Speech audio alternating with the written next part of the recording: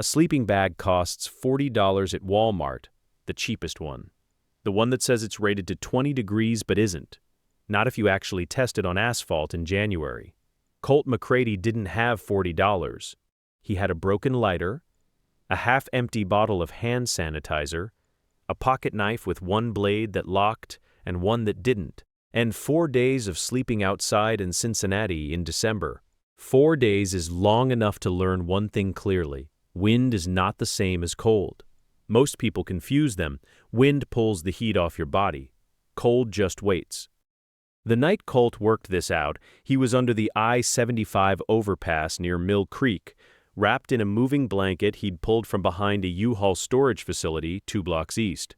Moving blankets are thick. They are not warm. Thickness stops abrasion. Warmth needs trapped air. He didn't know the science of that yet. He just knew the blanket wasn't working, and his toes were telling him something urgent around 2 a.m. What he had was time. He had the embankment, the creek bottom, which was dry that week, dead leaves, which were everywhere, broken branches, and somewhere in the back of his head from a show he'd watched 3 years earlier at his cousin's place in Billings, the idea that primitive shelters don't generate heat, they trap it. He spent the night turning that over. By morning, he had a plan, and over the next 2 days, he built a debris hut in a homeless corridor in Cincinnati that held him through -8 Celsius, with no sleeping bag, no fire inside, and no insulation he paid for. This is how he did it. Colt had been in Cincinnati for 6 weeks when the cold front hit. He came from Billings with $200 cash and the vague idea that there was more work in the Midwest, more people, a better chance to disappear into a city and find something. Billings hadn't collapsed on him. Nothing dramatic happened. The warehouse hours got cut. The apartment situation went sideways. He had nobody there who was going to pull him back. Cincinnati wasn't what he expected. The West Side especially. He knew how to be broke. He'd been broke before. He didn't know how to be broke outside in a city where the shelters fill up by 6 p.m. and January can hit -8 without much warning. He tried the shelters twice. First time he got in but left around midnight because someone went through his jacket while he slept and took his pocket knife. Not the whole thing, just the knife. He found the lighter near the bathroom the next morning. The second time he didn't get in at all. Turned away at the door at 6:47 p.m., not by much, just by the number of people who got there before him. So he went back to the embankment. 3 other guys were loosely near him out there, not camping together, just existing in proximity the way people do in those spaces. Everyone with their own few feet of ground, their own routine. One of them was an older man named Darian, always with a green ski hat pulled down to his eyebrows. One morning, after Colt described how bad the previous night had been, Darian said, "You know the guys over by the tree line pack themselves in leaves." That was the whole conversation. He went back to what he was doing. Colt sat with that for about an hour. Pack themselves in leaves. The problem with sleeping outside in deep cold isn't the first 2 hours. You can survive 2 hours almost anywhere. The problem is hour 5 and 6 when your body has used everything it had and the ground has stolen everything the blanket didn't protect. The ground is the real enemy. Concrete, gravel, packed dirt. All of it pulls heat straight out of you at a rate your body can't replace. He'd been sleeping on a folded square of cardboard over asphalt. By 3 a.m. every night, the cardboard was spent. He needed to get off the ground, and he needed to hold what his body was putting out.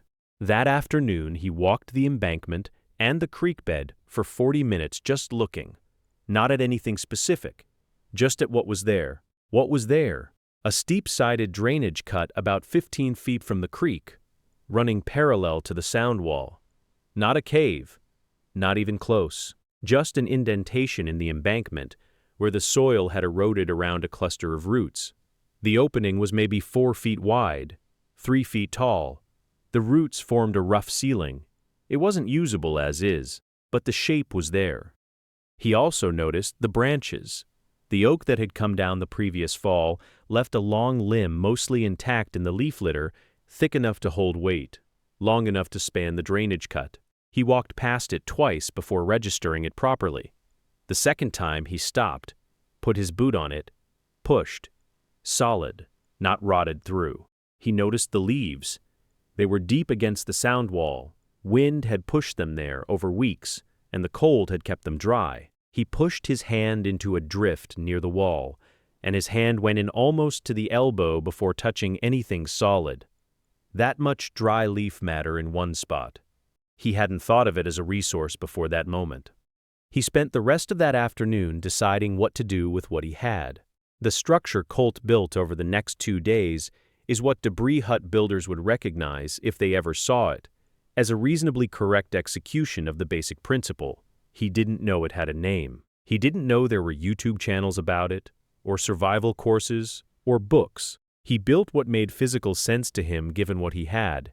He started with the frame. There was a dead oak about 30 feet from the drainage cut, one large limb that had come down the previous fall and was still mostly intact. He dragged it to the opening. It was heavy, maybe 12 feet long, 6 or 7 inches at the base, and dragging it alone took 20 minutes. He wedged the thick end into the root cluster at the back of the cut and propped the narrowing end on a broken stump about a foot off the ground at the entrance. That gave him a ridgepole angled from the back wall down toward the opening. He could lie under it without the pole touching his head, just barely. Then ribs. He collected branches, not heavy ones, nothing he couldn't carry in both arms, and leaned them against the ridgepole on both sides at roughly 45 degrees. He didn't measure the angles. He leaned them until they held each other up without falling, which took about an hour. What he had at that point looked like the skeleton of a very small, very crude tent, a tent made of sticks. Air came through everywhere. That was the problem. That's where the leaves came in. He'd been watching where the dry leaves settled. Cold weather and low wind over the previous week had built deep drifts against the sound wall in the drainage cut under the root cluster. Dry leaves, not the wet ones from near the creek. He piled them on the outside of the rib frame. Not a thin layer, thick, the way insulation is thick, working from the bottom up, so each layer overlapped the one below it. He kept adding until the walls were at least 2 feet deep. Then the roof. Same thing. Leaves packed onto the ridgepole and piled until the whole structure looked like a mound of debris with a small hole at one end, which is exactly what it was. For the floor, he pulled dry leaves inside and packed them deep, 1.5 feet, maybe 2 feet of loose leaves as a mattress.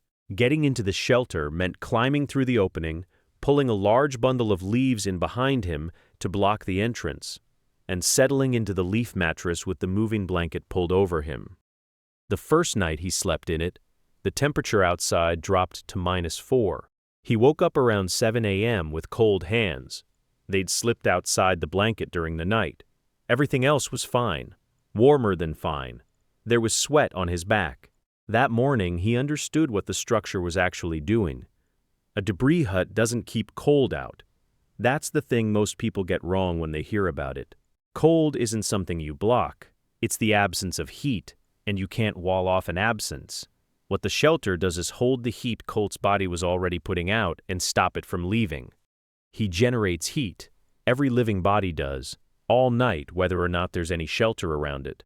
The problem sleeping outside in January is that the heat goes immediately down through conduction into the ground, sideways through convection into moving air, up through radiation into open sky. Cut those 3 pathways, and a human body can warm a very small space on its own. The leaf mattress put 2 feet of dead air between him and the ground. Leaves are mostly air by volume, loose, trapped, still air which is a poor conductor. The heat moving down from his body hit that layer and went nowhere.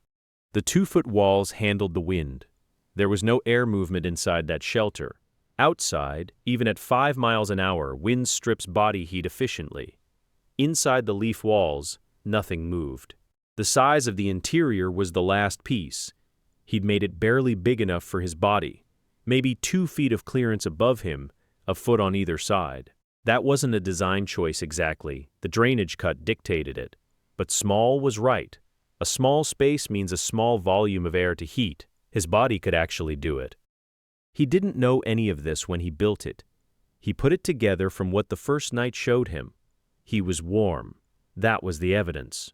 There's a thing that happens in the first hour after you get into a well-built debris hut in the cold. The air inside is the same temperature as the outside initially. Cold air, small space. For about 20 minutes, nothing feels different. Then something shifts. The air nearest your body warms first, a layer of it. Then that warm layer stops moving, stops being replaced by cold, because there's nowhere for the cold to come in. That layer just holds, grows slightly. Your exhaled breath adds to it. And at some point, maybe an hour in, the space around you is no longer the same temperature as the air outside. That's the whole mechanism. Body heat, no exit route. What Colt felt the first morning was the physical proof that it worked. What he also felt, though he wouldn't have described it this way, was the specific texture of a system that runs on what you already have. Not on what you can buy or find or borrow, on what you produce, constantly, whether or not anyone captures it. The -8 night came about a week later. He'd improved the shelter by then, added a second layer of leaves to the walls after a rainstorm. Not because rain had gotten through, mostly it didn't, but because the outer layer had compressed and he wanted the depth back. He'd replaced the loose entrance plug with a bundle of leaves tied together with a strip from a torn t-shirt. Easier to pull in behind him without losing half of it in the process. He'd started keeping his boots inside with him after learning that boots left at the entrance were cold in the morning in a way that took 2 hours to recover from. Darian found out about the cold front from a weather app on a cracked phone he kept charged at a McDonald's on Glenway Avenue. He told Colt around 4 p.m., -8 overnight, maybe colder by 3 a.m. Colt went to the shelter early, around 5:30 before it was fully dark, while he still had light to gather 2 extra armfuls of leaves and pile them against the entrance from the outside. He spent about 20 minutes doing that, packing the outside of the entrance as tightly as he could, filling gaps in the wall where he knew cold air had been pushing through on windier nights. He ate crackers and a piece of cooked chicken from a church lunch program on the north side that he'd been carrying since noon, wrapped in a paper bag inside his jacket to keep it from freezing solid. He got into the shelter before 6 p.m., pulled the entrance bundle in behind him, reached back to pack a few more leaves around the edges of the opening where the bundle didn't quite reach the wall, then settled into the leaf mattress and stopped moving. He woke up at 4:18 a.m. He knew the time from a cheap digital watch he wore to bed. He was warm, not heated room warm. Warm the specific way a body feels when it's been working all night and hasn't lost anything. Slightly damp, slightly compressed into the leaves, but warm. The temperature outside, according to Darian's phone the next morning, had hit -9 around 3 a.m. 15 degrees Fahrenheit. Colt lay there for a few minutes not moving, just letting that settle. He wasn't sure exactly what he felt. Something between satisfaction and something harder to name. The specific sensation of figuring out that a problem you thought was fixed to your situation was actually optional. The cold wasn't going away, but he knew now he could outlast it. There are things the debris hut didn't solve, worth naming them plainly. Moisture was the constant fight. The inside of a small enclosed space, warm from one person's body through a cold night, builds up condensation. He exhaled vapor into that space all night. The leaves absorbed some of it, the blanket absorbed some. By morning, the inner surface of the leaf walls near his head was slightly damp. Not collapsing, but damp. Over time, that was going to be a problem. Wet insulation stops insulating. His fix was imperfect. On mornings above freezing, he'd pull the entrance bundle out and let the interior breathe for a few hours. It helped. It didn't solve it. He knew the moisture question didn't have a clean answer with what he had. Rain was the other thing. The leaf roof shed light rain the way shingles do, each layer overlapping the one below, water moving down and out. A sustained soaking rain would have worked through eventually. He never got hit with one while that shelter stood. The weather gave him a pass on it. He knew it was there. He lost the shelter in late January. Not to weather, to a city maintenance crew doing drainage work on the embankment. They didn't know what the structure was. cleared it with the rest of the debris in the cut. He watched it go from about 30 feet away. There wasn't anything to say about it. Nothing he'd built out there was going to be permanent. He rebuilt a version further north along the embankment, in a less visible spot. In about 3 hours, the second version was better than the first. He knew what he was doing by then. What he built wasn't a trick. It wasn't the kind of thing that works once and falls apart under closer inspection. The principle behind a debris hut, small enclosed space, thick dead air insulation, one body inside generating heat, is how primitive shelters have always worked. It's older than sleeping bags by a wide margin. What's strange about it is how available everything was. The leaves, the branches, the ridgepole, all of it was already there, within walking distance of where he'd been sleeping cold for 4 days. What wasn't there was knowing that this was possible, that a person could sleep through -9 in a structure built entirely from the ground around them, that the heat his body had been producing every single night, bleeding straight into asphalt through a folded square of cardboard, was already enough, as long as he stopped letting it escape. At some point during that second week, he thought about why nobody had told him this. Not in school, not in anything the shelter system gave out, not from anyone on the embankment, except Darian's offhand comment about the guys near the tree line, which was half the thread that led him here. No one was keeping it from him. It just hadn't come his direction. Do you know what you would do if you were outside tonight? Not hypothetically, actually. What's near you? What the ground around you offers. What your own body is already putting out, right now, that you might be wasting. Most people don't know. Colt didn't until he had to find out. In the weeks after, he taught the basics to 2 people on the embankment, not in any organized way. He just did things while other people were around and answered questions when they came up. That's how almost everything moved out there. Not in lessons, in proximity. He showed a 24-year-old named Marcus how to read a leaf drift for dryness. Look for the ones under an overhang or against a wall, not the ones in the open where rain has reached them. He showed him how to test insulation depth by pressing a flat hand into the wall and counting seconds to cold. More than 10 seconds, probably enough. Less than that, keep adding. Marcus built his own version somewhere else along the creek. Colt saw it a few days after he finished, didn't say anything. The structure was right. Darian kept his own setup, whatever that was. Colt never saw it.